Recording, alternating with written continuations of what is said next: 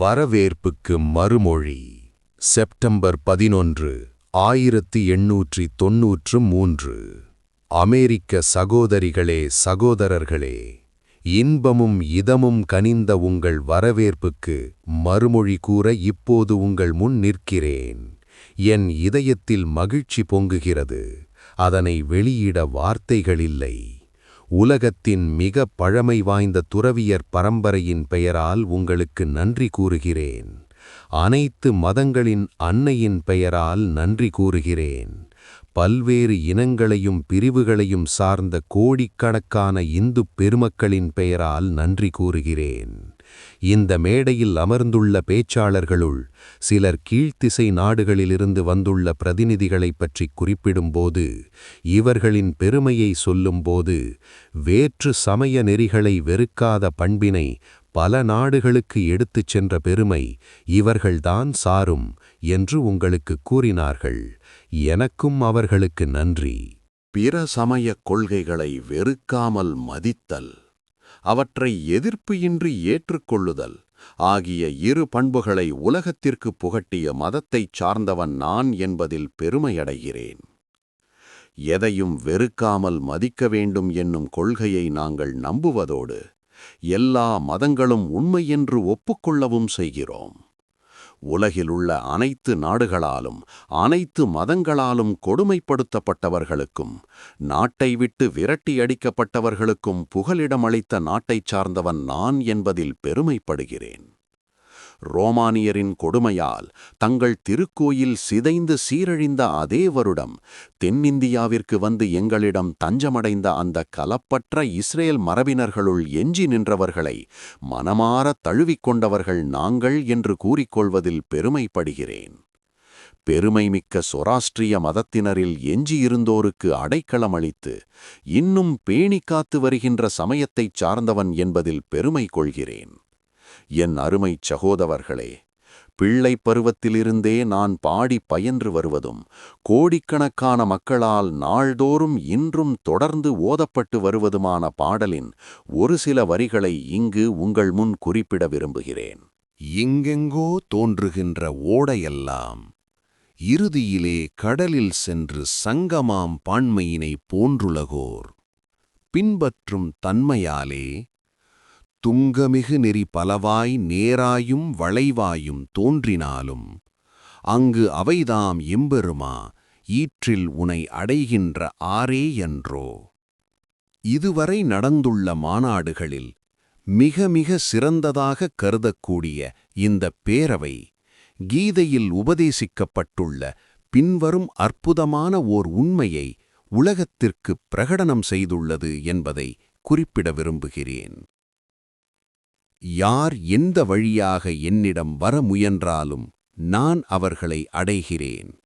ஒவ்வொருவரும் ஒவ்வொரு வழிகளில் என்னை அடைய முயல்கிறார்கள். அவை எல்லாம் இறுதியில் என்னையே அடைகின்றன. பிரிவினைவாதம், அளவுக்கு மீறிய மதப்பற்று, இவற்றால் உண்டான மதவெறி இவை இந்த அழகிய உலகை நெடுநாளாக இறுகப் பற்றியுள்ளன. அவை இந்த பூமியை நிரப்பியுள்ளன. உலகை இரத்த வெள்ளத்தில் மீண்டும் மீண்டும் மூழ்கடித்து நாகரீகத்தை அழித்து எத்தனையோ நாடுகளை நிலைகுலையச் செய்துவிட்டன. அந்த கொடிய அரக்கத்தனமான செயல்கள் இல்லாவிட்டால் மனித சமுதாயம் இன்றிருப்பதை விட பல மடங்கு உயர்நிலை எய்தியிருக்கும். அவற்றுக்கு அழிவு காலம் வந்துவிட்டது. இன்று காலையில் இந்த பேரவையின் ஆரம்பத்தை குறிப்பிட முழங்கிய மணி மதவெறிகளுக்கும் வாளாலும் பேனாவாலும் நடைபெறுகின்ற கொடுமைகளுக்கும் ஒரே குறிக்கோளை அடைய பல்வேறு வழிகளில் சென்று கொண்டிருக்கும் மக்களிடையே நிலவும் இரக்கமற்ற உணர்ச்சிகளுக்கும் சாவுமணியாகும் என்று நான் திடமாக நம்புகிறேன். இன்று காலையில் இந்த பேரவையின் ஆரம்பத்தை குறிப்பிட முழங்கிய மணி மதவெறிகளுக்கும் வாளாலும் பேனாவாலும் நடைபெறுகின்ற கொடுமைகளுக்கும் ஒரே குறிக்கோளை அடைய பல்வேறு வழிகளில் சென்று கொண்டிருக்கும் மக்களிடையே நிலவும் இரக்கமற்ற உணர்ச்சிகளுக்கும் சாவுமணியாகும் என்று நான் திடமாக நம்புகிறேன். நாம் ஏன் ஒத்துப்போவதில்லை? செப்டம்பர் 15, 1893. ஒரு சிறு கதை சொல்லப் போகிறேன். இப்போது பேசிய சிறந்த பேச்சாளர் நாம் ஒருவரையொருவர் தூற்றுவதை நிறுத்த வேண்டும் என்று கூறியதைக் கேட்டீர்கள். இவ்வளவு வேறுபாடுகள் இருப்பதற்காக அவர் வருத்தப்பட்டார்.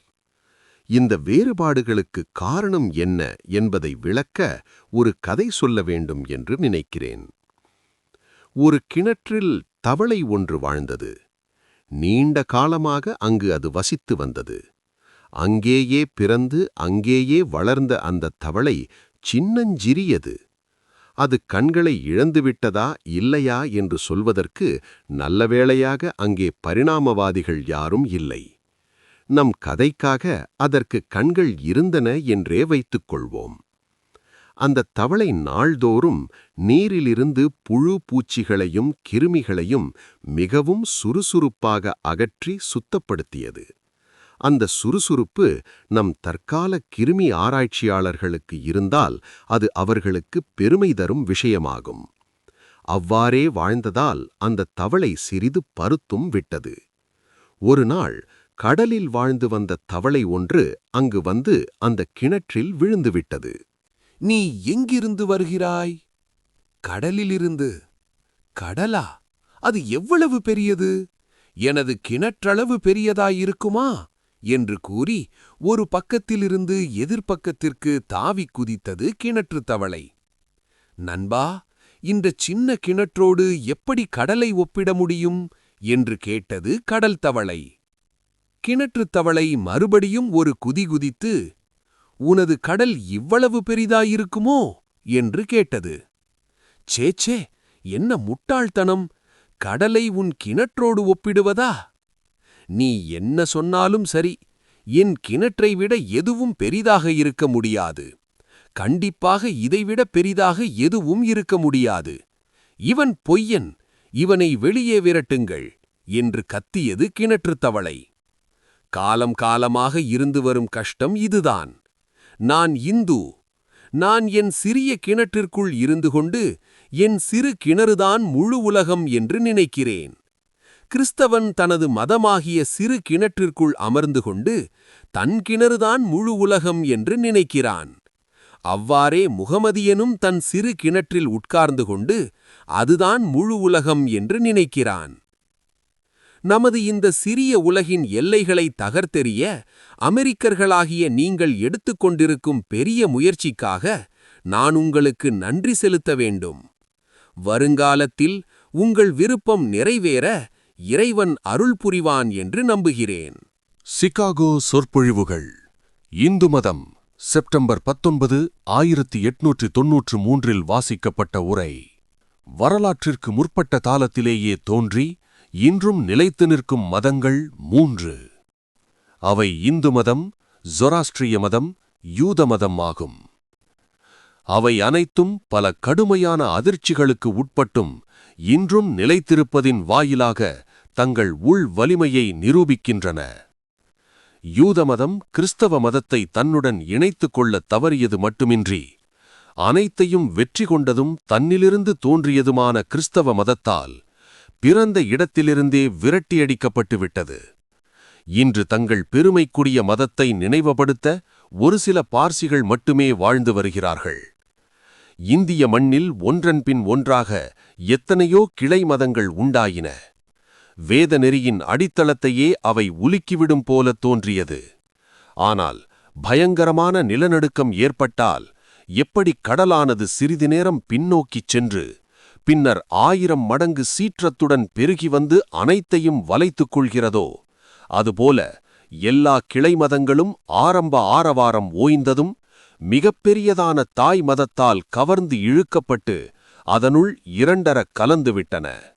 அறிவியலின் இன்றைய கண்டுபிடிப்புகள் எந்த வேதநாதத்தின் எதிரொலிகள் போன்று உள்ளனவோ, அந்த வேதாந்த தத்துவத்தின் மிக உயர்ந்த ஆன்மீக கோட்பாடுகள் முதல் பல்வேறு புராணக் கதைகள் கொண்ட மிக சாதாரண உருவ வழிபாட்டு கருத்துகள், பௌத்தர்களின் சூன்யவாதம், சமணர்களின் நாத்திகவாதம் ஆகிய அனைத்திற்கும் இந்து மதத்தில் இடமுள்ளது. அப்படியானால் ஒன்றுக்கொன்று மிகவும் வேறுபட்டு நிற்கும் இவை அனைத்தும் ஒன்று சேரும் பொது மையம் எங்கே இருக்கிறது என்ற கேள்வி எழுகிறது. ஒன்று சேரவே முடியாதது போல் தோன்றுகின்ற இவை அனைத்தும் ஒருங்கிணைவதற்கான அடித்தளம் எங்கிருக்கிறது? இந்த கேள்விக்குத்தான் நான் விடை கூற முயலப்போகிறேன். தெய்வீக வெளிப்பாடான ரெவலேஷன் வேதங்களிலிருந்து இந்துக்கள் தங்கள் மதத்தை பெற்றுள்ளனர்.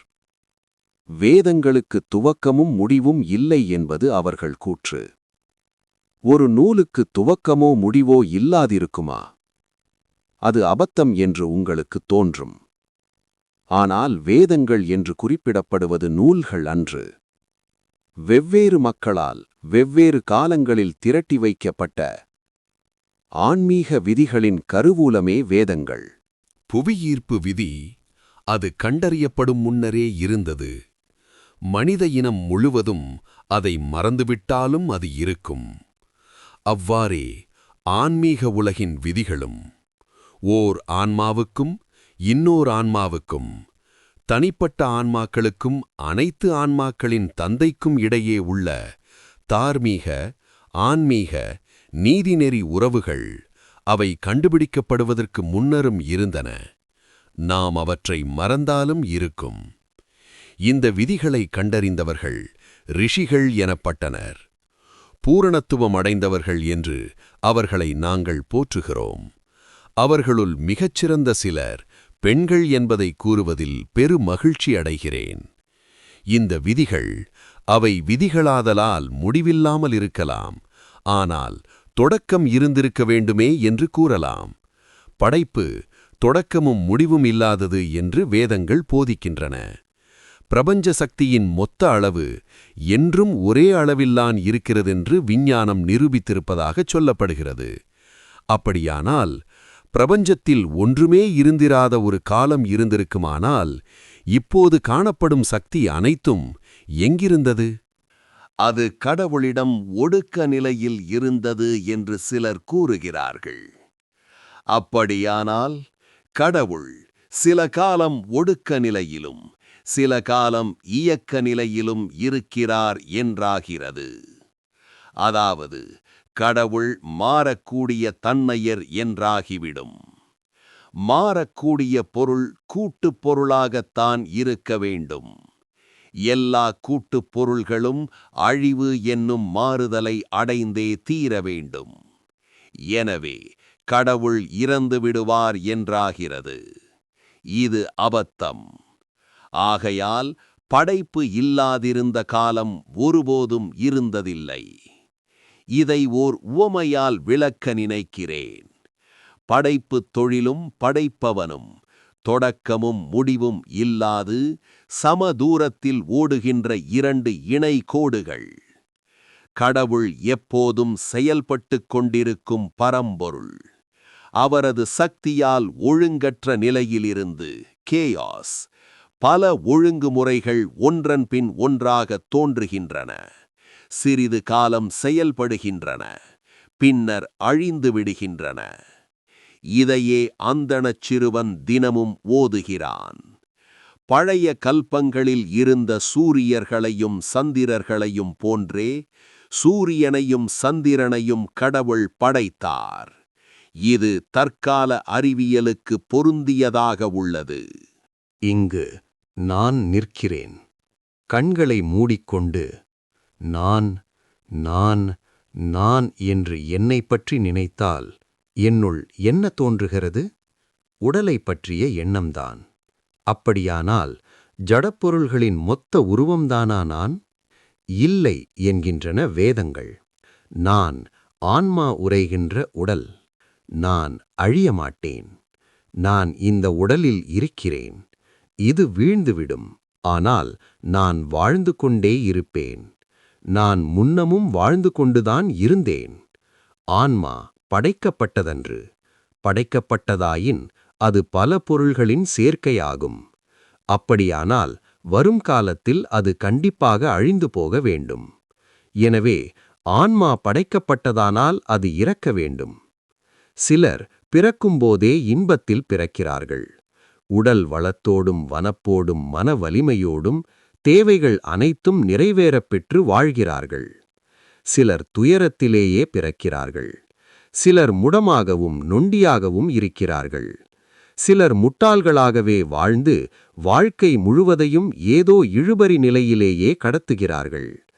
அவர்கள் அனைவரும் கடவுளால் படைக்கப்பட்டவர்கள் என்றால், நேர்மையும் கருணையும் உள்ள கடவுள் ஒருவரை இன்பத்தில் திளைப்பவராகவும் இன்னொருவரை துன்பத்தில் உழல்பவராகவும் ஏன் படைக்க வேண்டும்?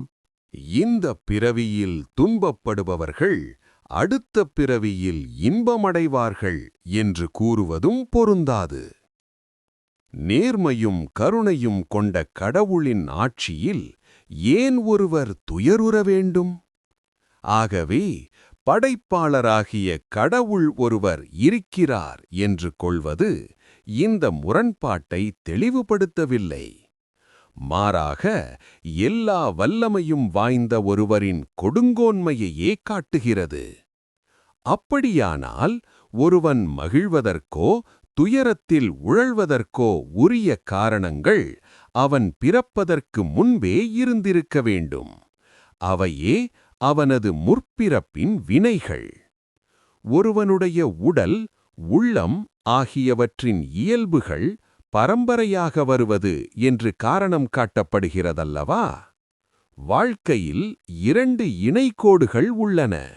ஒன்று மனத்தை பற்றியது, இன்னொன்று ஜடப்பொருளை பற்றியது. ஜடப்பொருளும் அதன் மாற்றங்களும் மட்டுமே நமது இப்போதைய நிலையை விளக்கிவிடும் என்றால், ஆன்மா என்ற ஒன்று இருக்கிறது என்று கொள்ள வேண்டிய அவசியம் இல்லை. ஆனால் ஜடத்திலிருந்து எண்ணம் தோன்றியது என்று நிரூபிக்க முடியாது.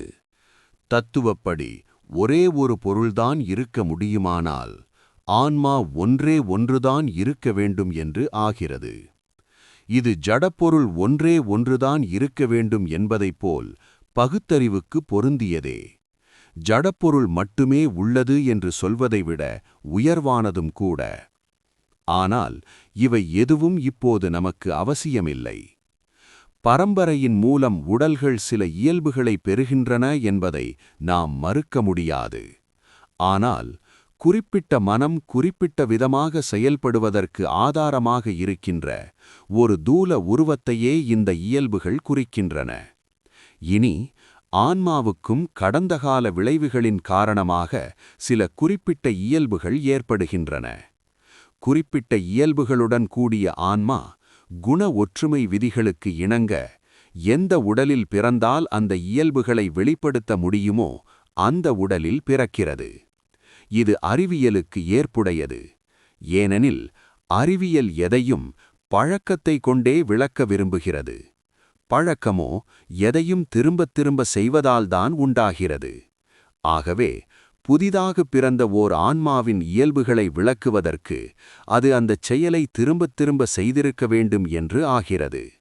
அந்த இயல்புகள் இந்த பிறவியில் பெறப்பட்டவை அல்லன.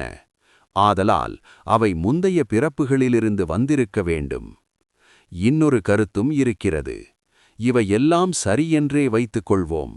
ஆனால் ஏன் எனக்கு முற்பிறவியை பற்றிய எதுவும் நினைவிலில்லை? இதை எளிதில் விளக்க முடியும். இப்போது நான் ஆங்கிலம் பேசிக் கொண்டிருக்கிறேன். இது என் தாய்மொழி அல்ல. உண்மையில் என் தாய்மொழிச் சொற்கள் எதுவும் என் உணர்வுத் தளத்தில் இப்போது இல்லை. ஆனால் பேசுவதற்கு சிறிது முயன்றால் போதும் அவை விரைந்து வந்துவிடும். மனக்கடலின் மேற்பரப்பு மட்டுமே உணர்வுப் பகுதி. மனத்தின் ஆழத்தில்தான் அனுபவங்கள் அனைத்தும் திரண்டு கிடக்கின்றன என்பதையே இது காட்டுகிறது. முயலுங்கள், போராடுங்கள், அவை மேலே வரும். முற்பிறவியையும் நீங்கள் அறிய முடியும். இது நேரான, நிரூபிக்கப்படக்கூடிய சான்று. நிரூபிக்கப்படுவதுதான் ஒரு கொள்கை சரி என்பதற்கு சான்று. உலகிற்கு ரிஷிகள் விடுக்கும் அறைகூவல் இதுவே. நினைவுக் கடலின் ஆழத்தை கிளறிவிடும் இரகசியத்தை நாங்கள் கண்டுபிடித்துள்ளோம். முயலுங்கள். முயன்றால் நீங்களும் நிச்சயமாக முற்பிறவியின் நினைவுகளை முழுமையாகப் பெறுவீர்கள். தான் ஓர் ஆன்மா என்பதை இந்து நம்புகிறான். ஆன்மாவை வாழ் வெட்ட முடியாது, நெருப்பு எரிக்க முடியாது, நீர் கரைக்க முடியாது, காற்று உலர்த்த முடியாது. ஒவ்வொரு ஆன்மாவும் சுற்றெல்லையில்லாத, ஆனால் உடவை மையமாகக் கொண்ட ஒரு வட்டம். இந்த மையம் ஓர் உடலிலிருந்து மற்றோர் உடலுக்கு மாறிச் செல்வதே மரணம் என்று இந்து நம்புகிறான். ஜடப்பொருளின் நியதிகளுக்கும் ஆன்மா கட்டுப்பட்டதல்ல. அது இயல்பாகவே சுதந்திரமானது, தளைகளற்றது, வரம்பு அற்றது, புனிதமானது, தூய்மையானது, முழுமையானது. எப்படியோ அது தான் ஜடத்துடன் கட்டுப்பட்டதாக தன்னை காண்கின்றது. எனவே தன்னை ஜடமாகவே கருதுகிறது. சுதந்திரமான, நிறைவான, தூய்மையான ஆன்மா ஏன் இவ்வாறு ஜடத்திற்கு அடிமையாக இருக்க வேண்டும் என்பது அடுத்த கேள்வி. முழுமையான ஆன்மா தான் முழுமையற்றது என்றும், ஜடத்துடன் இணைக்கப்பட்டு அதனால் பாதிக்கப்படுகிறது என்றும் ஏன் தன்னை பற்றி நினைக்க ஆரம்பித்தது என்று எனக்கு தெரியாது. உண்மை என்னவோ அதுதான். ஒவ்வொருவரும் தன்னை உடலாக நினைத்துக் கொண்டிருப்பது உண்மைதான். தான் உடல் என எண்ணிக்கொள்வது ஏன் என்பதை விளக்க எந்த இந்துவும் முயல்வதில்லை. அது கடவுளின் திருவுளம் என்று பதிலளிப்பது விளக்கமாகாது. எனக்கு தெரியாது என்று இந்து கூறுகிறானே, அதற்கு மேல் எதுவும் சொல்ல முடியாது. ஆகவே மனித ஆன்மா நிலையானது, அழிவற்றது, நிறைவானது, எல்லையற்றது. மரணம் என்பது ஓர் உடலினின்று மற்றோர் உடலுக்கு இடம்பெயர்தலே ஆகும். கடந்தகால வினைகளால் நிகழ்காலம் தீர்மானிக்கப்படுகிறது. எதிர்காலம் நிகழ்காலத்தால் நிர்ணயிக்கப்படுகிறது. பிறப்புக்குப் பின் பிறப்பு, இறப்புக்குப் பின் இறப்பு என்று ஆன்மா மேல்நிலைக்கு உயர்ந்தோ அல்லது கீழ்நிலைக்குத் தாழ்ந்தோ சென்று கொண்டிருக்கும். இங்கு மற்றொரு கேள்வி எழுகிறது. சூறாவளியில் சிக்கி ஒரு கணம் கடல் அலையின் நுரை நிறைந்த உச்சிக்குத் தள்ளப்பட்டு அடுத்த கணமே ஆ என்று வாயை பிளந்து கொண்டிருக்கும் பள்ளத்தில் வீழ்த்தப்பட்டு நல்வினை தீவினைகளின் ஆதிக்கத்தில் மேலும் கீழுமாக உருண்டு உழன்று கொண்டிருக்கும் ஒரு சிறு படகா மனிதன்? கடும் சீற்றமும் படுவேகமும் தணியாத தன்மையும் கொண்ட காரண காரியம் என்னும் நீரோட்டத்தில் அகப்பட்டு அழிந்து போகின்ற சக்தியற்ற உதவியற்ற பொருளா மனிதன்? இல்லை. விதவையின் கண்ணீரைக் கண்டும் அனாதையின் அழுகுரலைக் கேட்டும் சற்றும் நிற்காமல் தான் செல்லும் வழியில் உள்ள அனைத்தையும் நசுக்கிக் கொண்டு உருண்டு ஓடும் காரணம் என்னும் சக்கரத்தின் அடியில் எரியப்பட்ட புழுவை போன்றவனா மனிதன்? இதை நினைக்கும்போது நெஞ்சு தளர்வுறுகிறது. ஆனால் இதுதான் இயற்கையின் நியதி. நம்பிக்கை இழந்த நெஞ்சின் அடித்தளத்திலிருந்து நம்பிக்கையே கிடையாதா, தப்பிக்க வழியே கிடையாதா என்ற குரல் எழுந்து மேலே சென்றது. அந்த குரல் கருணைத் திருவுருவின் அரியாசனத்தை அடைந்தது. அங்கிருந்து நம்பிக்கையும் ஆறுதலும் அளிக்கும் சொற்கள் கீழே வந்தன. அவை ஒரு வேத முனிவரை கிளர்ந்தெழச் செய்ய, அவர் எழுந்து நின்று உலகோரைப் பார்த்து கம்பீரத் தொனியுடன் பின்வரும் செய்தியை முழங்கினார். ஓ அழியாத பேரின்பத்தின் குழந்தைகளே, கேளுங்கள். உயர் உலகங்களில் வாழ்பவர்களே, நீங்களும் கேளுங்களும். அனைத்து இருளையும் அனைத்து மாயையையும் கடந்த ஆதி முழு முதலை நான் கண்டுவிட்டேன். அவரை அறிந்தால்தான் நீங்கள் மீண்டும் இறப்பிலிருந்து காப்பாற்றப்படுவீர்கள். அழியாத பேரின்பத்தின் குழந்தைகளே, ஆ ஆ, எவ்வளவு இனிமையான, எவ்வளவு நம்பிக்கை ஊட்டும் பெயர்! அருமை சகோதரர்களே, அந்த இனிய பெயரால் உங்களை நான் அழைக்க அனுமதி தாருங்கள். அழியாத பேரின்பத்தின் வாரிசுகளே, ஆம், உங்களை பாவிகள் என்று அழைக்க இந்து மறுக்கிறான். நாம் ஆண்டவனின் குழந்தைகள், அழியாத பேரின்பத்தின் பங்குதாரர்கள், புனிதமானவர்கள், பூரணர்கள். வையத்துள் வாழும் தெய்வங்களே, நீங்கள் பாவிகளா? மனிதர்களை அப்படிச் சொல்வது பாவம். மனித இயல்புக்கே அது அழியாத களங்கம். சிங்கங்களே, வீறு கொண்டு எழுங்கள். நீங்கள் ஆடுகள் என்கிற மாயையை உதறித் தள்ளுங்கள்.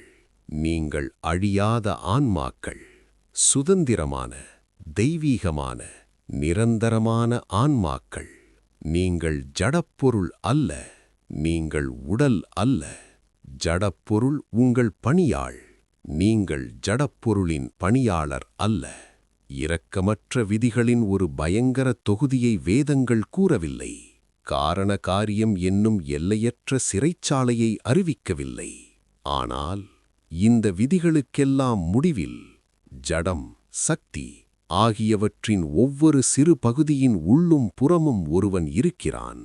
அவனது கட்டளையால்தான் காற்று வீசுகிறது, நெருப்பு எரிகிறது, வானம் பொழிகிறது, உலகில் மரணம் நடைபோகிறது என்று கூறுகின்றன. அவனது இயல்புதான் என்ன? அவன் எங்கும் நிறைந்தவன், புனிதமானவன், உருவற்றவன், எல்லாம் வல்லவன், பெருங்கருணையாளன். அப்பனும் நீ, அன்னையும் நீ, அன்புடைய நண்பனும் நீ. ஆற்றல் அனைத்தின் தோற்றமும் நீ, எமக்கு வலிமை தந்தருள்வாய். புவனத்தின் சுமையை தாங்குபவனே, இந்த வாழ்க்கையின் சுமையை தாங்க நீ எனக்கு அருள் செய்வாய் என்று வேத முனிவர்கள் பாடினர். அவனை எப்படி வணங்குவது? அன்பினால். இம்மையிலும் மறுமையிலும் உள்ள எதையும் விட அதிக அன்புக்கு உரியவனாக அவனை வழிபட வேண்டும். வேதங்கள் முழங்குவதும் இந்த அன்பு நெறியையே. கடவுளின் அவதாரம் என்று இந்துக்கள் நம்பிப் போற்றும் ஸ்ரீ கிருஷ்ணர் அதை எப்படி வளர்த்தார், மக்களுக்கு போதித்தார் என்று பார்ப்போம். மனிதன் இவ்வுலகில் தாமரை இலையைப் போல வாழ வேண்டும் என்று ஸ்ரீ கிருஷ்ணர் சொன்னார். அது தண்ணீரில் வளர்கிறது, ஆனால் தண்ணீரால் நனைவதில்லை. அதுபோல மனிதன் இந்த உலகில் வாழ வேண்டும். இதயத்தை இறைவன்பால் வைத்து கைகளால் வேலை செய்ய வேண்டும். இவ்வுலக நன்மை அல்லது மறுவுலக நன்மை கருதி இறைவனிடம் அன்பு செலுத்துவது நல்லதுதான். ஆனால் அன்புக்காகவே அவனை அன்பு செலுத்துவது சிறந்தது. எம்பெருமானே, எனக்கு செல்வமோ பிள்ளைகளோ கல்வியோ வேண்டாம். உனது திருவுள்ளம் அதுவானால் நான் மீண்டும் மீண்டும் பிறக்கத் தயாராக இருக்கிறேன். ஆனால் நான் பலன் கருதாது உன்னிடம் அன்பு கொள்ளவும், தன்னலமின்றி அன்புக்காகவே அன்பு செய்யவும் அருள் செய் என்கிறது ஒரு பிரார்த்தனை. ஸ்ரீ கிருஷ்ணரின் சீடர்களுள் ஒருவர் பாரதத்தின் அன்றைய சக்கரவர்த்தியாக விளங்கிய யுதிஷ்டிரர். அவர் பகைவர்களால் நாட்டிலிருந்து விரட்டப்பட்டு மனைவியுடன் இமயமலை காட்டில் வசிக்க நேர்ந்தது. ஒரு நாள் அரசி யுதிஷ்டிரரிடம், தேவி, இதோ இந்த இமயமலையைப் பார், எவ்வளவு எழிலோடும் மாட்சிமையோடும் காட்சியளிக்கிறது. நான் இதனை நேசிக்கிறேன். இது எனக்கு ஒன்றும் தருவதில்லை. அழகும் கம்பீரமும் நிறைந்தவற்றில் உள்ளத்தை பறிகொடுப்பது என் இயல்பு.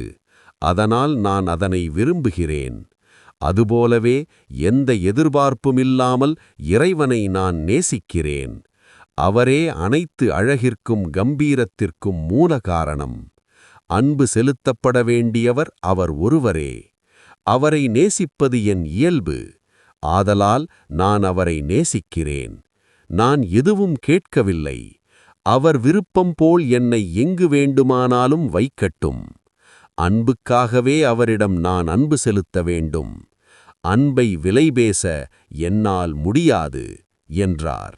ஆன்மா தெய்வீகமானது, ஆனால் ஜடப்பொருளின் கட்டுக்குள் அகப்பட்டுக் கொண்டிருக்கிறது என்று வேதங்கள் கூறுகின்றன. இந்த கட்டு அவிழும்போது ஆன்மா நிறைநிலையை அடைகிறது. அந்த நிலை முக்தி.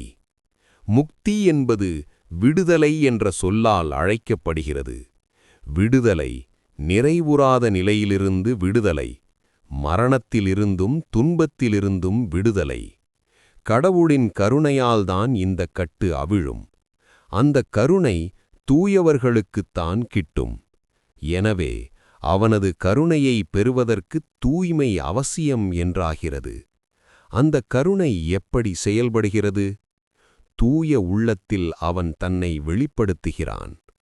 ஆம், தூயவர்களும் மாசற்றவர்களும் இந்தப் பிறவியிலேயே கடவுளை காண்கின்றனர். அப்போதுதான் இதய கோணல்கள் நேராகின்றன, சந்தேகங்கள் அகல்கின்றன. காரண காரியம் என்ற பயங்கர விதி அவர்களை அணுகுவதில்லை.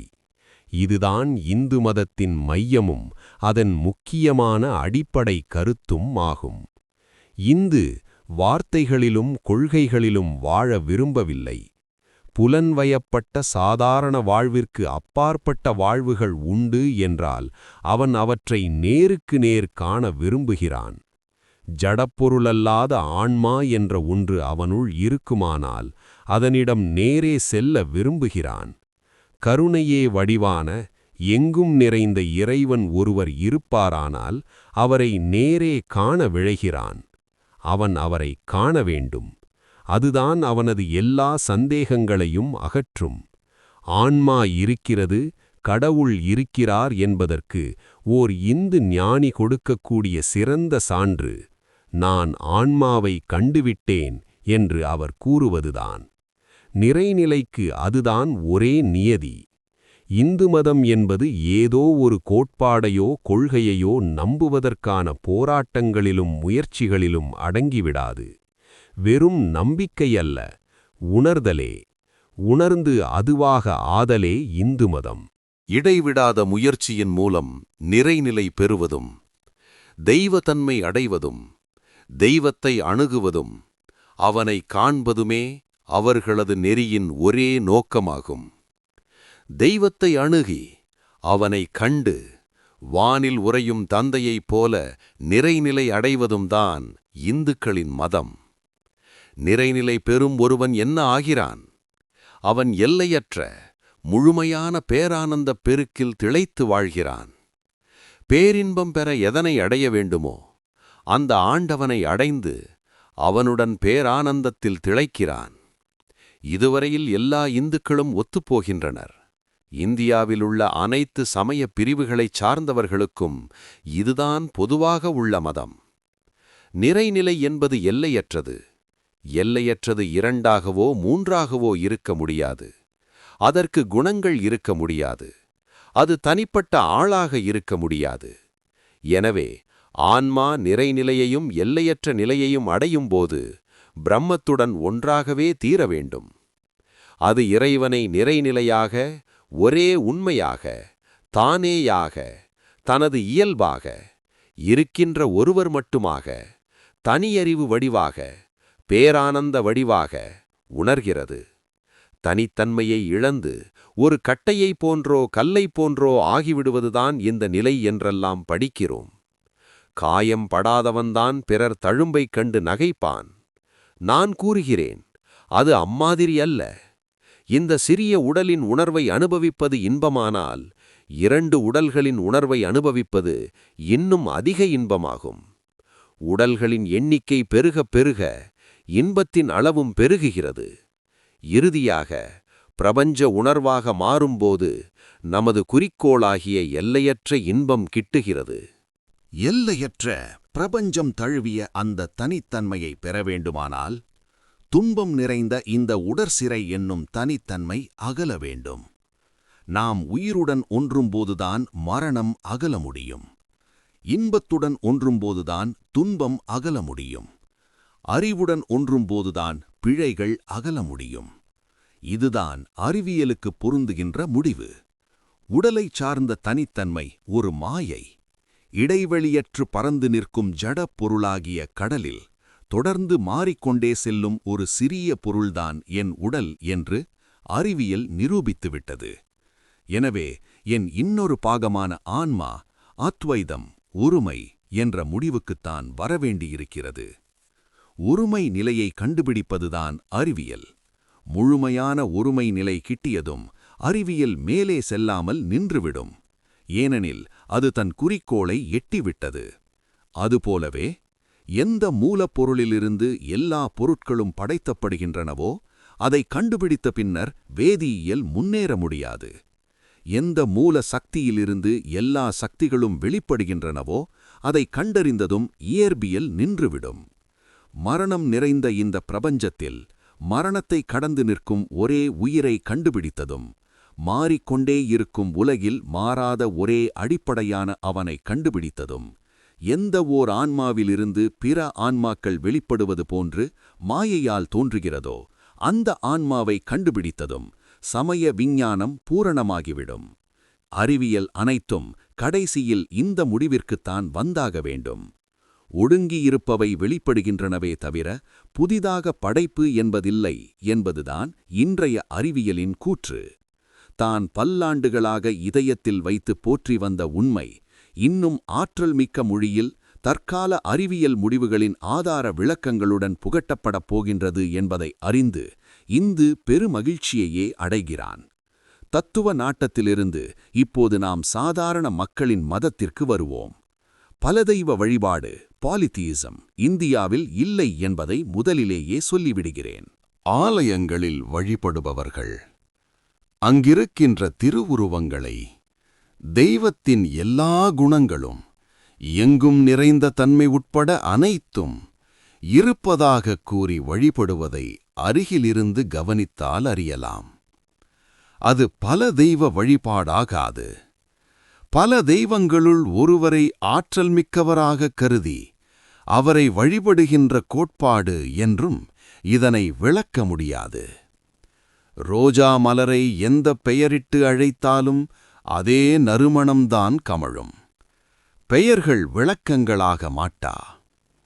நான் சிறுவனாயிருந்தபோது ஒரு கிறிஸ்தவ பாதிரி ஒருவர் ஒரு கூட்டத்தில் பிரசாரம் செய்து கொண்டிருந்த நிகழ்ச்சி என் நினைவிற்கு வருகிறது. பல சுவையான செய்திகளைச் சொல்லிக்கொண்டே வந்த அவர் இடையில், நான் உங்கள் விக்கிரகத்தை என் கைத்தடியால் ஓங்கி அடித்தால் அது என்னை என்ன செய்துவிடும் என்று கேட்டார். அதனை கேட்டுக்கொண்டிருந்தவர்களுள் ஒருவர் சற்றும் தாமதியாமல், நான் உங்கள் ஆண்டவரை நான் ஏசினால் அவர் என்னை என்ன செய்வார் என்று கேட்டார். இறந்ததும் நீ தண்டிக்கப்படுவாய் என்று பதிலளித்தார் பாதிரி. அப்படியே எங்கள் விக்கிரகமும் உம்மை இறந்ததும் தண்டிக்கும் என்று திருப்பிச் சொன்னார் அந்த இந்து. பழத்தைக் கொண்டு மரம் அறியப்படுகிறது. உருவ வழிபாட்டினர் என்று கூறப்படுகிறவர்களுள் ஒழுக்கத்திலும் ஆன்மீகத்திலும் பக்தியிலும் ஈடிணையற்று விளங்குபவர்களை நான் காணும்போது பாவத்திலிருந்து புனிதம் பிறக்குமா என்று நான் என்னை நானே கேட்டுக்கொள்கிறேன். மூட நம்பிக்கை மனிதனின் பெரும் பகைவன்தான். ஆனால் மதவெறி அதைவிட மோசமானது. கிறிஸ்தவன் ஏன் சர்ச்சிற்கு போகிறான்? சிலுவை ஏன் புனிதமானது? பிரார்த்தனை செய்யும்போது முகம் ஏன் வானை நோக்க வேண்டும்? கத்தோலிக்க சர்ச்சுகளில் ஏன் அத்தனை உருவங்கள் இருக்கின்றன? புராட்டஸ்டன்டினர் பிரார்த்தனை செய்யும்போது அவர்கள் உள்ளங்களில் ஏன் அத்தனை உருவங்கள் உள்ளன? என் சகோதரர்களே, சுவாசிக்காமல் உயிர் வாழ முடியாதது போல உள்ளத்தில் ஓர் உருவத் தோற்றமின்றி நாம் எதனையும் நினைத்துப் பார்க்க முடியாது. இணைப்பு விதியின்படி வெளி உருவம் உள் உருவத்தையும் உள் உருவம் வெளி உருவத்தையும் நினைவுபடுத்துகிறது. அதனால்தான் இந்து வழிபடும்போது ஒரு புறச்சின்னத்தை பயன்படுத்துகிறான்.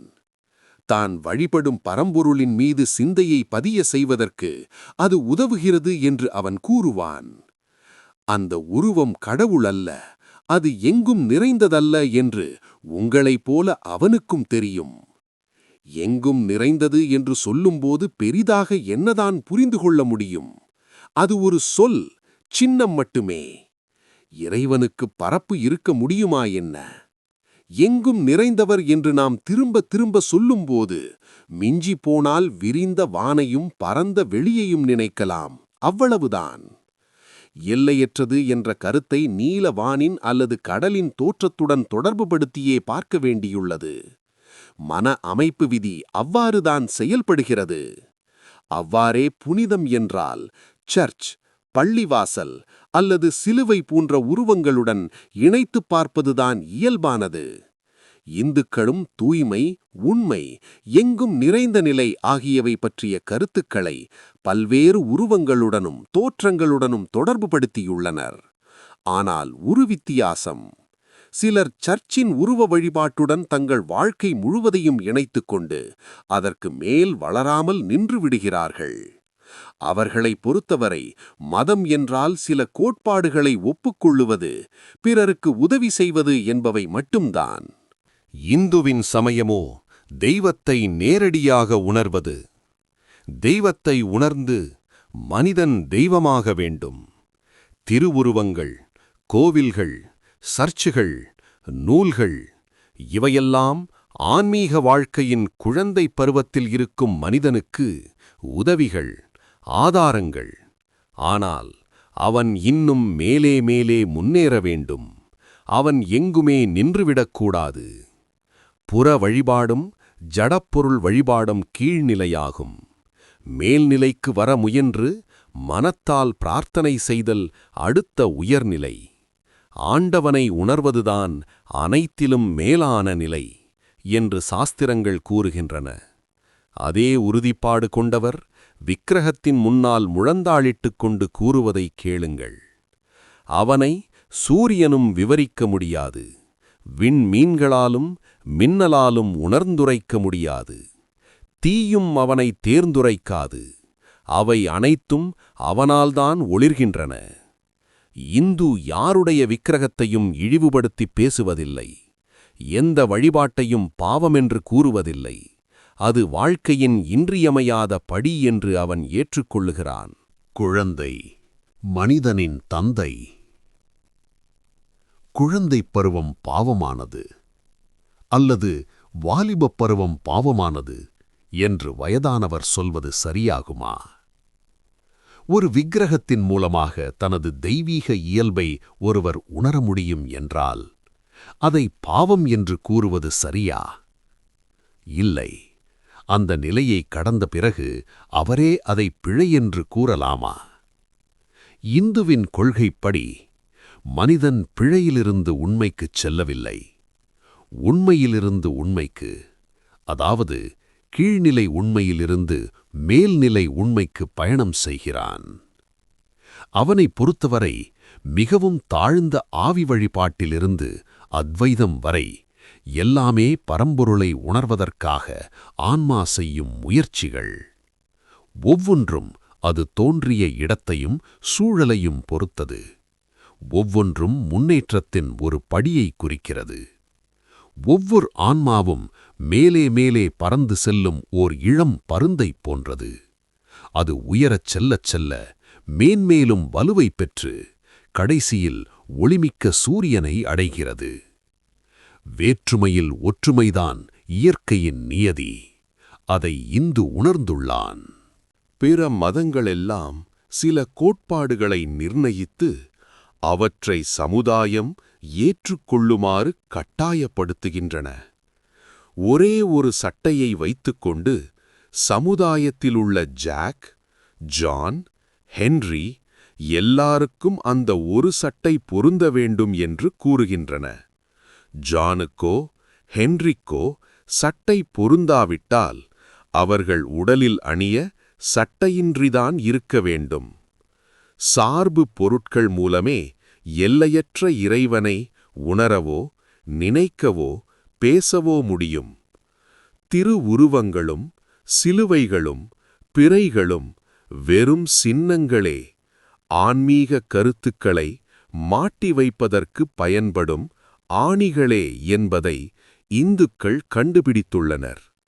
இந்த உதவி எல்லோருக்கும் தேவை என்பது அல்ல. ஆனால் தேவைப்படாதவர்கள் அது தவறு என்று கூற உரிமையில்லை. இந்து மதத்தில் அது கட்டாயமும் அல்ல. ஒன்று நான் சொல்ல வேண்டும். இந்தியாவில் உருவ வழிபாடு என்பது பயங்கரமான ஒன்றல்ல. விலைமகளிரை உருவாக்கும் இடமும் அல்ல. உயர்ந்த ஆன்மீக உண்மைகளை புரிந்து கொள்வதற்கு பக்குவப்படாதவர்களின் முயற்சிதான் உருவ வழிபாடு. இந்துக்களிடம் தவறுகள் உண்டு. சில வேளைகளில் விதிவிலக்குகளும் உண்டு. ஆனால் ஒன்றை கவனியுங்கள். அவர்கள் தங்கள் உடல்களை வருத்திக் கொள்வார்களே தவிர அடுத்தவனின் கழுத்தை அறுக்க மாட்டார்கள். இந்து மதவெறியன் தன்னை தீயில் கொளுத்திக் கொள்வானே என்றி பிறரையல்ல. சூனியக்காரிகள் கொளுத்தப்பட்டதற்கு எப்படி கிறிஸ்தவ மதம் பொறுப்பில்லையோ அதேபோன்று இதற்கு இந்து மதம் பொறுப்பல்ல. இந்துவிற்கு உலகின் எல்லா மதங்களும் பலவித நிலைகளிலும் சந்தர்ப்பங்களிலும் உள்ள பல்வேறு ஆண்களும் பெண்களும் ஒரே இலக்கை நோக்கிச் செய்கின்ற பயணம்தான். சாதாரண உலகியல் மனிதனிடம் கடவுளை வெளிப்படச் செய்வதுதான் எல்லா மதங்களின் நோக்கமுமாகும். அவர்கள் அனைவருக்கும் எழுச்சியை ஊட்டுபவர் ஒரே கடவுள்தான். அப்படியானால் இத்தனை மாறுபாடுகள் இருக்க காரணம் என்ன? மாறுபாடுகளெல்லாம் வெளித்தோற்றமே என்கிறான் இந்து. வெவ்வேறு சூழ்நிலைகளுக்கும் பல்வேறு இயல்புகளுக்கும் ஏற்ப தன்னை மாற்றியமைத்துக் கொள்ளும் ஒரே உண்மையிலிருந்துதான் இந்த மாறுபாடுகள் எழுகின்றன. ஒரே ஒளிதான் பல்வேறு வண்ணக் கண்ணாடிகளின் மூலம் பல நிறங்களில் வருகிறது. நம்மை மாற்றியமைக்க இந்த வேறுபாடுகள் அவசியம். ஆனால் எல்லாவற்றின் மையத்திலும் அதே உண்மைதான் ஆட்சி புரிகிறது. முத்து மாலையிலுள்ள முத்துக்களை கோர்க்கின்ற நூல் போல நான் எல்லா மதங்களிலும் இருக்கிறேன்.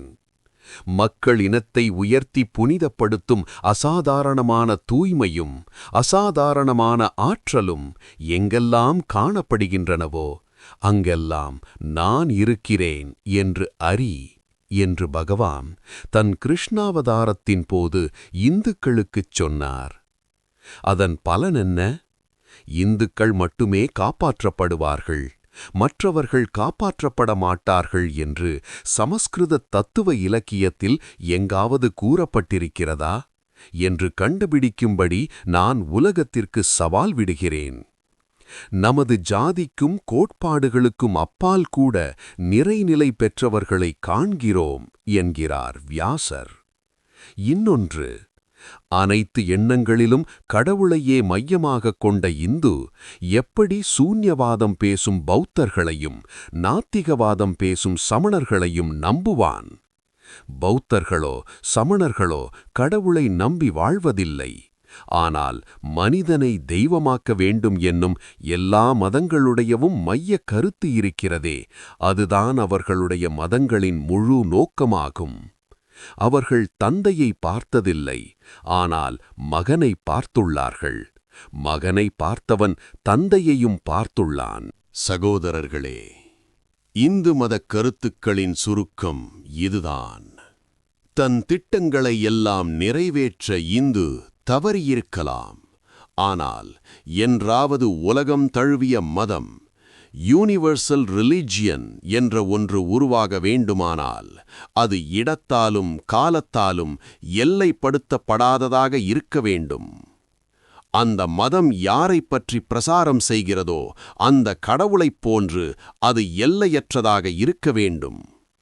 சூரியன் தன் ஒளிக்கிரணங்களை எல்லோர் மீதும் சமமாக வீசுவது போன்று அது கிருஷ்ண பக்தர்கள், கிறிஸ்து பக்தர்கள், ஞானிகள், பாவிகள் எல்லோரையும் சமமாக எண்ண வேண்டும். அது பிராமண மதமாகவோ பௌத்த மதமாகவோ கிறிஸ்தவ மதமாகவோ முகம்மதிய மதமாகவோ இருக்காமல் இவற்றின் ஒட்டுமொத்தமாக இருப்பதுடன் இன்னும் வளர்ச்சியடைய எல்லையற்ற இடம் உள்ளதாக இருக்க வேண்டும். விலங்கினங்களைப் போல உள்ள காட்டு மிராண்டி மக்களிலிருந்து இவரும் மனிதரா என்று சமுதாயம் பயபக்தியுடன் வணங்கி நிற்கும் அளவுக்கு அறிவாலும் இதயப் பண்பாலும் உயர்ந்து மனித இயல்புக்கு மேலோங்கி விளங்கும் சான்றோர் வரை எல்லோருக்கும் இடமளித்து தன் அளவற்ற கரங்களால் எல்லோரையும் தழுவிக்கொள்ளும் பரந்த மனப்பான்மையுள்ளதாக இருக்க வேண்டும். அந்த மதத்தில் பிற மதத்தினரை துன்புறுத்தலும் அவர்களிடம் சகிப்புத்தன்மையற்று நடந்து கொள்ளுதலும் இருக்காது. அது ஆண் பெண் எல்லாரிடமும் தெய்வீகத்தன்மை இருப்பதை ஏற்றுக்கொள்ளும். மனித இனம் தன் உண்மையான தெய்வீகத்தன்மையை உணர்வதற்கு உதவி செய்வதே அதன் நோக்கமாக இருக்கும். அதன் முழு ஆற்றலும் அதற்கே பயன்படும். அத்தகைய மதத்தை அழியுங்கள், எல்லா நாடுகளும் உங்களை பின்பற்றும். கடவுள் அனைத்து மதங்களிலும் இருக்கிறார் என்று உலகம் அனைத்திற்கும் முழக்கம் செய்ய அமெரிக்கா ஒன்றுக்குத்தான் கொடுத்து வைத்திருந்தது. இந்துக்களுக்கு பிரம்மாவாகவும், சொராஷ்டர்களுக்கு அகுரா மஸ்தாவாகவும், பௌத்தர்களுக்கு புத்தராகவும், யூதர்களுக்கு யெகோவாவாகவும் இருக்கின்ற ஆண்டவன் உங்கள் உன்னதமான நோக்கம் நிறைவேற உங்களுக்கு வலிமையளிப்பானாக. விண்மீன் கிழக்கிலே எழுந்து மேற்கு நோக்கி நேராக சென்றது. சில வேளைகளில் மங்கலாகவும் சில பொழுது ஒளிமிக்கதாகவும் உலகத்தைச் சுற்றியது. இப்போது கிழக்கு திசையிலே பிரம்மபுத்திரா நதிக்கரையினில் முன்னைவிட 1000 மடங்கு ஒளியுடன் மறுபடியும் உதயமாகிக் கொண்டிருக்கிறது. சுதந்திரத்தின் தாயகமாகிய கொலம்பியாவே, நீ வாழ்க! அயலாரின் இரத்தத்தில் கையினை தோய்க்காமல் அயலாரை கொள்ளையடிப்பதுதான் பணக்காரனாக குறுக்கு வழி என்று கண்டுபிடிக்காத உனக்குத்தான் சமரசக் கொடி பிடித்து நாகரீகப் படையின் முன்னணியில் வெற்றி நடை போடும் பெரும் பேறு கொடுத்து வைத்திருந்தது. மதம் இந்தியாவின் அவசர தேவையல்ல. நல்ல விமர்சனங்களை ஏற்க கிறிஸ்தவர்கள் எப்போதும் தயாராக இருக்க வேண்டும். நான் கூறப்போகும் சிறிய விமர்சனங்களை நீங்கள் பொருட்படுத்த மாட்டீர்கள் என்று நினைக்கிறேன். அஞ்ஞானிகளின் ஆன்மாக்களை காப்பாற்றுவதற்கு மதப்பிரச்சாரகர்களை அனுப்பும் கிறிஸ்தவர்களாகிய நீங்கள் அவர்களது உடல்களை பட்டினியிலிருந்து காப்பாற்ற ஏன் முயல்வதில்லை? கடுமையான பஞ்சங்களின் போது இந்தியாவில் ஆயிரக்கணக்கானோர் இறந்தனர். இருந்தும் கிறிஸ்தவர்களாகிய நீங்கள் ஒன்றும் செய்யவில்லை. இந்தியா முழுவதிலும் சர்ச்சுகளை கட்டுகிறீர்கள். கீழ்த்திசை நாடுகளின் அவசர தேவை மதம் அல்ல. தேவையான மதம் அவர்களிடம் உள்ளது. இந்தியாவில் அவதிப்பட்டுக் கொண்டிருக்கும் லட்சக்கணக்கான மக்கள் தொண்டை வற்ற கூக்கரிடுவது உணவுக்காகத்தான். அவர்கள் உணவு கேட்கிறார்கள். நாம் கற்களை கொடுக்கிறோம். பசியால் வாடும் மக்களிடம் மதப்பிரச்சாரம் செய்வது அவர்களை அவமதிப்பதாகும். பசியால் துடிப்பவனுக்கு தத்துவ போதனை செய்வது அவனை அவமதிப்பதாகும். இந்தியாவில் பணத்திற்காக மதப்பிரச்சாரம் செய்பவனை ஜாதியை விட்டு விலக்கி முகத்தில் காரித் துப்புவார்கள். வறுமையில் வாடுகின்ற எங்கள் மக்களுக்கு உதவி கோரி இங்கு வந்தேன். கிறிஸ்தவ நாட்டில் கிறிஸ்தவர்களிடமிருந்து பிற மதத்தினருக்காக உதவி கிடைப்பது எவ்வளவு கடினமானது என்பதை நன்றாக உணர்ந்துவிட்டேன். புத்த மதம் இந்து மதத்தின் நிறைவு. நான் பௌத்தன் அல்ல என்பதை நீங்கள் கேள்விப்பட்டிருப்பீர்கள். ஆனாலும் நான் ஒரு பௌத்தன். சீனாவும் ஜப்பானும் இலங்கையும் அந்த மகானின் உபதேசங்களை பின்பற்றுகின்றன. இந்தியாவோ அவரை கடவுளின் அவதாரம் என்று போற்றி வணங்குகிறது. நான் புத்த மதத்தை விமர்சிக்கப் போவதாக சற்று முன் கூறினார்கள். அதன் பொருளை நீங்கள் சரியாக புரிந்து கொள்ள வேண்டும். கடவுளின் அவதாரம் எனக் கூறி நான் வழிபடுபவரை நானே விமர்சிப்பது என்பது என்னால் நினைத்துக்கூட பார்க்க முடியாத ஒன்று. ஆனால் புத்தர் பெருமானை அவரது சீடர்கள் சரியாக புரிந்து கொள்ளவில்லை என்பதுதான் எங்கள் கருத்து. இந்து மதத்திற்கும் நான் இந்து மதம் எனக் குறிப்பிடுவது வேத மதத்தைத்தான். இந்நாளில் பௌத்த மதம் என்று கூறப்படுகிறதே, அதற்கும் உறவு யூத மதத்திற்கும் கிறிஸ்தவ மதத்திற்கும் உள்ள உறவுதான். இயேசுநாதர் ஒரு யூதர், சாக்கிய முனிவர் ஓர் இந்து. யூதர்கள் இயேசுவை ஒதுக்கித் தள்ளியது மட்டுமின்றி அவரை சிலுவையிலும் அறைந்தார்கள். இந்துக்கள் சாக்கிய முனிவரை கடவுளென்று ஏற்று வணங்குகிறார்கள். இந்துக்களாகிய நாங்கள் எடுத்துக் கூற விரும்பும் தற்கால பௌத்த மதத்திற்கும் புத்த பகவானின் உண்மை உபதேசத்திற்கும் உள்ள முக்கியமான வேறுபாடு என்னவென்றால், சாக்கிய முனிவர் எதையும் புதிதாக உபதேசிக்க வரவில்லை என்பதுதான். அவரும் இயேசுநாதர் போல் நிறைவு செய்யவே வந்தார், அழிக்க வரவில்லை. இயேசுநாதர் விஷயத்தில் பழைய மக்களாகிய யூதர்கள்தான் அவரை சரியாக புரிந்து கொள்ளவில்லை. புத்தர் விஷயத்தில் அவரை பின்பற்றியவர்களே அவரது உபதேசங்களின் கருத்தை உணரவில்லை. பழைய ஏற்பாடு நிறைவு செய்யப்படுவதை யூதர்கள் புரிந்து கொள்ளாத போல் இந்து மத உண்மைகள் நிறைவு செய்யப்படுவதை பௌத்தர்கள் அறிந்து கொள்ளவில்லை. மீண்டும் சொல்கிறேன், சாக்கிய முனிவர் இந்து மதக் கொள்கைகளை அழிக்க வரவில்லை. ஆனால் இந்து மதத்தின் நிறைவு, அதன் சரியான முடிவு, அதன் சரியான வளர்ச்சியெல்லாம் அவரே. இந்து மதம் 2 பாகங்களாக பிரிந்துள்ளது. ஒன்று கர்மகாண்டம், மற்றொன்று ஞானகாண்டம். ஞானகாண்டத்தை துறவிகள் சிறப்பாக கற்கின்றனர். இதில் ஜாதி கிடையாது. மிக உயர்ந்த ஜாதியை சேர்ந்தவரும் மிக தாழ்ந்த ஜாதியில் பிறந்தவரும் துறவியாகலாம். அப்போது அந்த 2 ஜாதிகளும் சமமாகிவிடுகின்றன. மதத்திற்கு ஜாதி இல்லை. ஜாதி என்பது வெறும் சமுதாய ஏற்பாடு. சாக்கிய முனிவரே ஒரு துறவிதான். வேதங்களில் மறைந்து கிடந்த உண்மைகளை வெளியே கொண்டு வந்து அவற்றை உலகம் முழுவதற்கும் தாராள மனத்துடன் பரவச் செய்த பெருமைக்கு உரியவர் அவர். உலகத்திலேயே முதலாக மத பிரச்சாரத்தை செயல்படுத்தியவர், ஏன் மத மாற்றம் என்ற கருத்தை உருவாக்கியவரே அவர்தான்.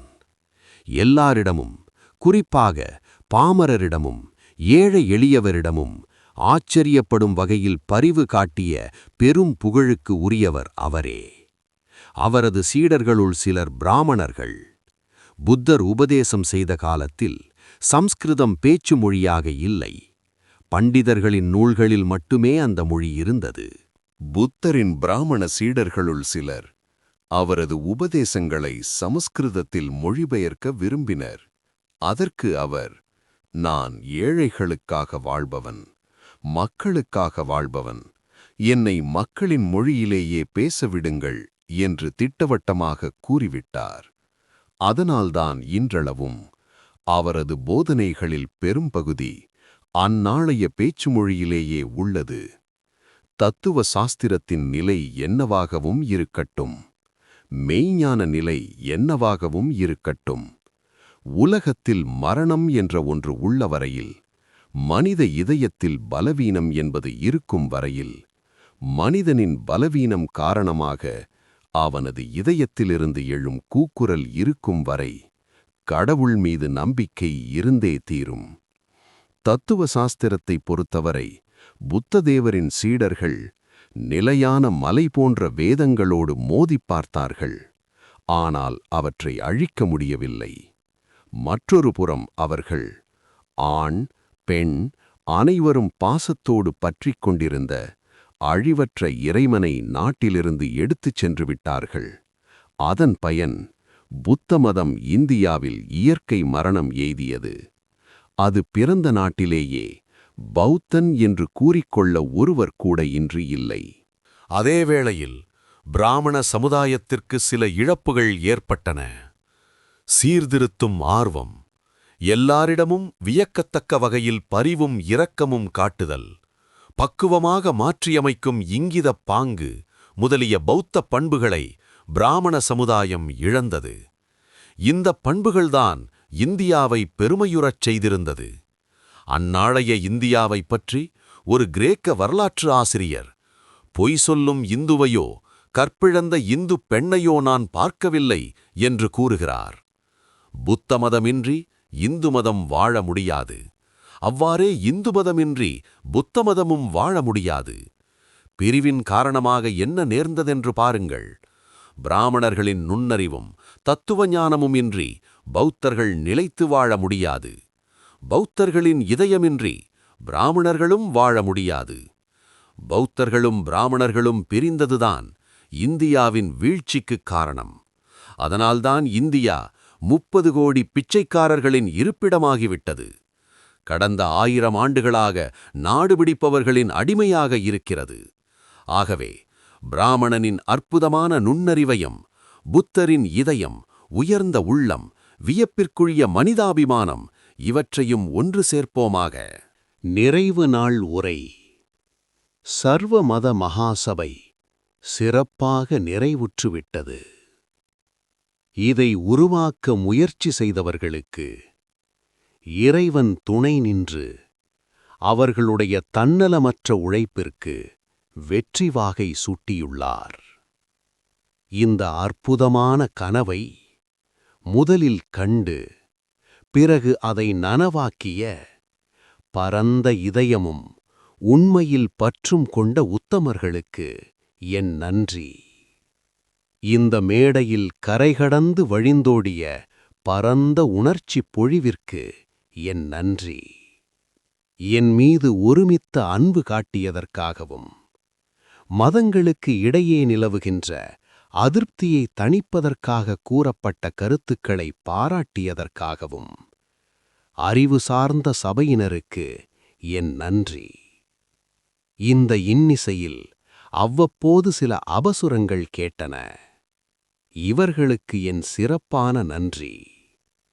ஏனெனில் அவர்கள் தங்கள் மாறுபட்ட ஒலியால் இன்னிசையை மேலும் இனிமையாக்கினர். மத ஒருமைப்பாட்டிற்குரிய பொது நிலைக்களன் பற்றி அதிகம் பேசப்பட்டது. இதைப் பற்றி என் சொந்த கோட்பாடை இப்போது நான் சொல்ல விரும்பவில்லை. ஆனால் இந்த ஒருமைப்பாடு ஏதாவது ஒரு மதத்தின் வெற்றியாலும் மற்ற மதங்களின் அழிவாலும் கிடைக்கும் என்று இங்குள்ள யாராவது நம்பினால், அவரிடம் நான், சகோதரா, உனது நம்பிக்கை வீண் என்று சொல்லிக் கொள்கிறேன். கிறிஸ்தவர் இந்துவாகிவிட வேண்டும் என்பது என் எண்ணமா? கடவுள் தடுப்பாராக. அல்லது இந்துவோ பௌத்தரோ கிறிஸ்தவராக வேண்டுமென எண்ணுகிறேனா? கடவுள் தடுப்பாராக. விதை தரையில் ஊன்றப்பட்டு மண்ணும் காற்றும் நீரும் அதை சுற்றி போடப்படுகின்றன.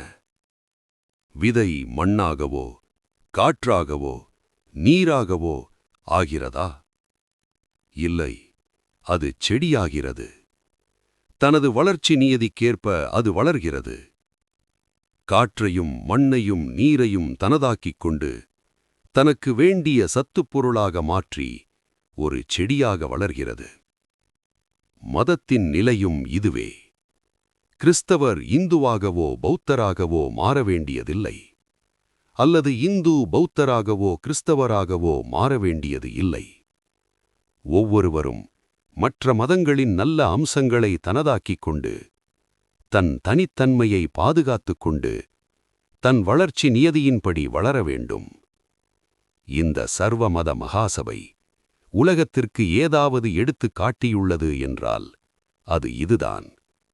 புனிதம், தூய்மை, கருணை இவை உலகின் எந்த ஒரு பிரிவுடையவும் தனிச்சொத்தல்ல என்பதையும், மிகச்சிறந்த ஒவ்வொரு மதப்பிரிவும் பண்புள்ள ஆண்களையும் பெண்களையும் தோற்றுவித்திருக்கிறது என்பதையும் நிரூபித்துள்ளது. இந்த சாட்சியங்களுக்கு முன்பு தன் மதம் மட்டும்தான் தனித்து வாழும், மற்ற மதங்கள் அழிந்துவிடும் என்று யாராவது கனவு காண்பார்களானால், அவர்களை குறித்து நான் என் இதய ஆழத்திலிருந்து பச்சாதாபப்படுவதுடன், இனி ஒவ்வொரு மதத்தின் கொடியிலும் உதவி செய், சண்டை போடாதே, ஒன்றுபடுத்து, அழிக்காதே, சமரசமும் சாந்தமும் வேண்டும், வேறுபாடு வேண்டாம் என்று எழுதப்படும் என்று அவருக்கு சுட்டிக்காட்ட விரும்புகிறேன்.